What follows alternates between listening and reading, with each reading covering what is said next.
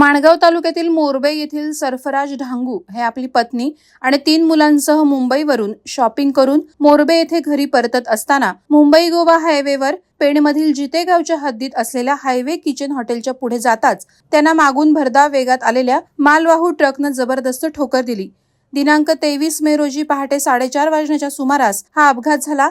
ही ठोकर इतकी भीषण होती की त्यात सरफराज ढांगू आणि परिवार असलेल्या क्रेटा कारच्या मागील बाजूचा अक्षरशः चक्काचूर झालाय। ट्रकचे ब्रेक फेल झाल्यानं अनियंत्रित वाहनांची कारला धडक बसली असं ट्रक चालकामार्फत सांगण्यात येत होतं।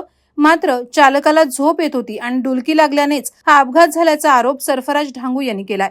या दुर्घटनेत कार चालक सरफराज ढांगू यांच्यासह त्यांची मोठी मुलगी नगमा आणि छोटी मुलगी मुस्कान यांना दुखापत झाली आहे, तर पत्नी नसरीन आणि मुलगा इस्माईल नदाब सुखरूप असल्याचं सांगण्यात आलंय। मात्र या भयानक अपघातातून ढांगू कुटुंब बालंबाल बचावलं असल्याने सरफराज ढांगू यांनी समाधान व्यक्त केलंय। वादळवारा लाईव्हसाठी न्यूज ब्युरो, पेण। नवी मुंबई व रायगड जिल्ह्यातील ताज्या बातम्या आणि घडामोडींसाठी सबस्क्राईब करा वादळवारा लाईव्ह चॅनल आणि दाबा बेल आयकॉन।